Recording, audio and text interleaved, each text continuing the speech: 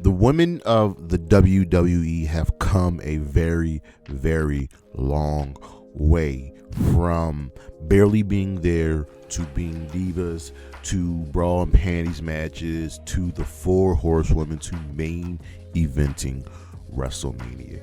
And today's list, part one, is a celebration of those women at WrestleMania. And this list was supposed to be, it originally started as the best women's matches in WrestleMania since WrestleMania 20. And as I was making this list, as I was building it, from WrestleMania 20 to WrestleMania 30, the women are pretty much non-existent. There is Mickey and Trish at WrestleMania 22, and we have the Divas Invitational at WrestleMania 30.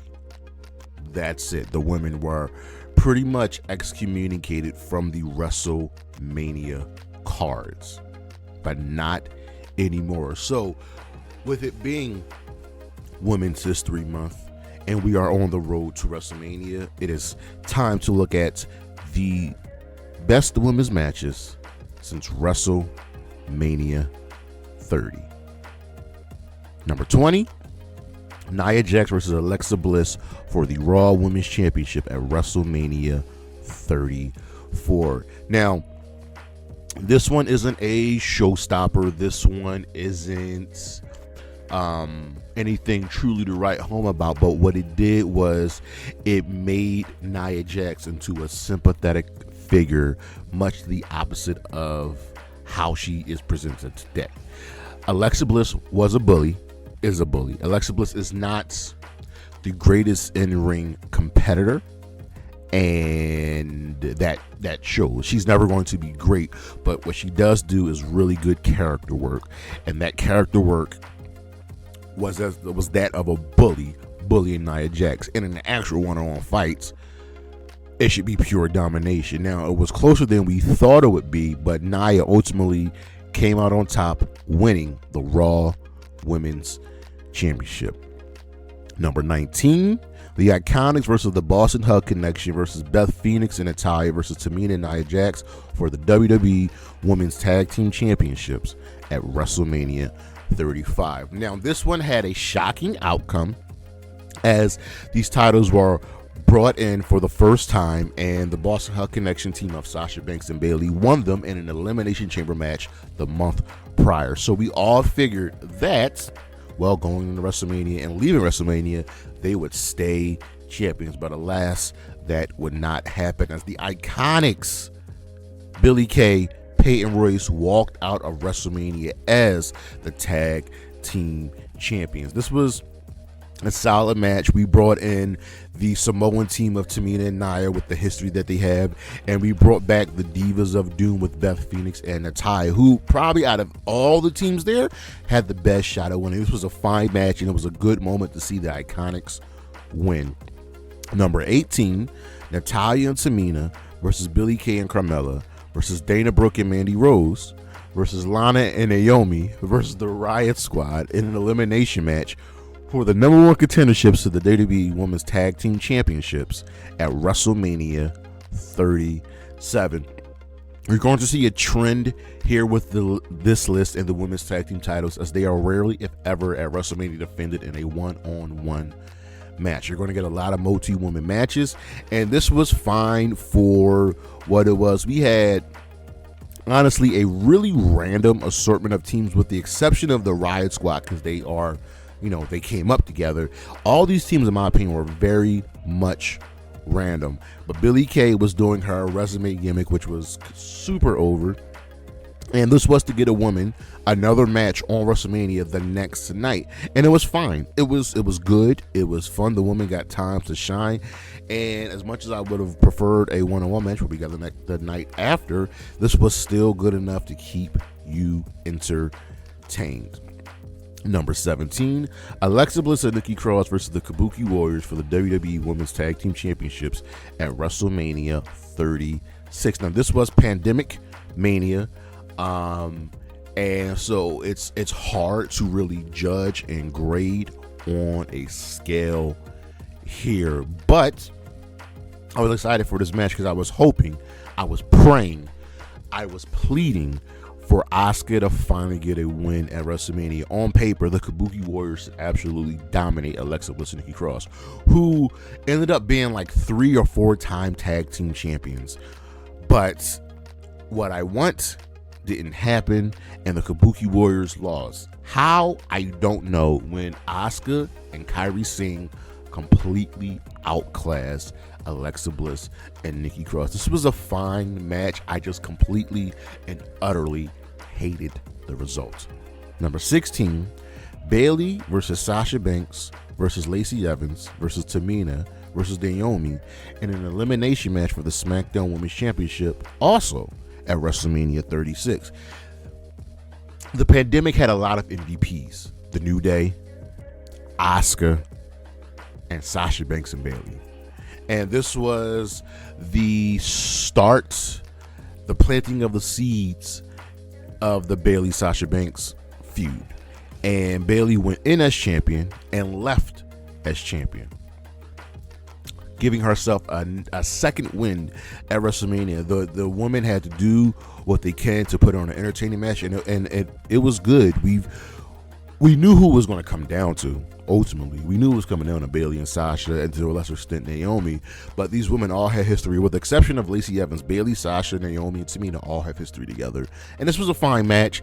The women did their absolute best, and the winner, the right winner, came out on top.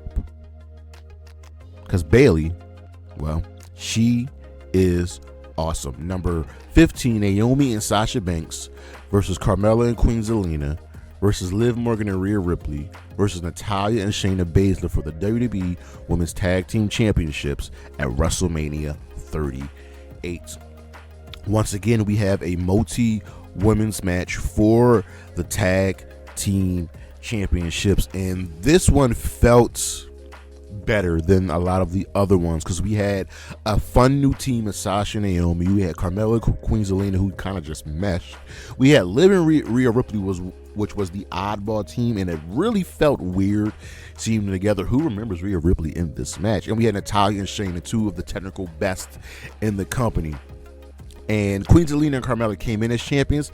They did not leave as champions because there was no way in hell that Naomi and Sasha were losing this match. This was all set up, done very, very well, but the end result, the aftermath, is what we truly are going to remember, because it was after this that Sasha and Naomi walked out on WWE for the mistreatment that they were receiving. So something, maybe you should have put the titles on someone else, but at that point, there were no bigger stars than Sasha and Naomi. Yes, bigger than Rhea Ripley, because Rhea Ripley, it wasn't a random tag team match. Number 14, Nia Jax and Shayna Baszler versus Tamina and Natalya for the WWE Women's Tag Team Championships at WrestleMania 37. Now, this was the aftermath of that elimination match at number 18. Nia and Shayna were the champion. Shayna is a multi-time tag team champion, which is really, really weird to believe. And Tamina and Natalya won the elimination match. The thing here is that we all went in expecting Tamina and Natalya to win, to finally get that W at WrestleMania. And alas, it was not meant to be, as Nia and Shayna were too much. The history that Tamina and Nia didn't help, and Shayna and Natalya, their history didn't help. This was a fine match, a mixed match of styles. You had, each team had a powerhouse and a technical based wrestler, and it was good. It was a good mixing of styles, but Nia and Shayna came out the winner. But ultimately, Tamina and Natalya finally won the championships, I believe, like 2 weeks later on SmackDown. Number 13, Becky Lynch versus Shayna Baszler for the Raw Women's Championship at WrestleMania 36. Once again, we have Pandemic Mania, and we all know it. I know it. You know it. Becky should not have won this match. Shayna Baszler was finally called up from NXT. She had completely dominated the previous month's Elimination Chamber to earn that title shots, and Becky won. This was the ultimate point of Vince being Vince. Becky did not need to win this match. Becky herself said Shayna should have won this match. It is very, very weird to believe that Shayna Baszler has not won a women's world championship on the main roster yet, but she's a multiple time tag team champion. Becky and Shayna did the most with what they had, and it was a fine affair. If this match was done again under the bright lights with a bigger stage, I think Shayna would come out on top, and we've seen what happens when Becky's at the top of her game, and it's time to get Shayna Baszler there as well. Charlotte Flair versus Ronda Rousey for the SmackDown Women's Championship, number 12 at WrestleMania 38. Ronda had made her comeback and won the Royal Rumble, and we fell into this trap of Charlotte Flair constantly defeating Royal Rumble winners. This was to give Charlotte Flair another win at WrestleMania, and I've seen these two women put on much, much better matches than they had here, but this was still a very, very fine match. The funny thing is Ronda Rousey won the championship from Charlotte just a month later in the I Quit match. I understand Ronda's frustrations about what she said in her book. Charlotte Flair is great. I will not deny her that, but sometimes the wins should not be going her way. And these two women put on a good match. I've just seen better from them. And number 11, Becky Lynch, Lita, and Trish Stratus versus Damage Control at WrestleMania 39. What more can I say about this match? I am a fan of every single woman in this match. Lita is my longtime love, my favorite diva of the divas era with her and Tori Wilson. Trish Stratus was making a comeback, and we were starting on her heel turn, and Becky just needed something to do at WrestleMania. So who better to face than Damage Control, the premier women's faction in the WWE? Bayley, Io Sky, and Dakota Kai were doing their best. They were the tag team. No, Lita and Trish were Lita and Becky were the tag team champions, but Damage Control were coming for those belts. This was the culmination of a feud between all 6 of these women, and they're starting another feud between Becky and Trish. This was so much fun. It was great to see these women on the stage, the legends of Lita and Trish, working with the new school, and Becky and Bayley and Dakota and Io, and it was just a great joy to watch and just to witness. So that's our list. Come back next week for the top 10, but tell me what you think about this first 10. I'm curious.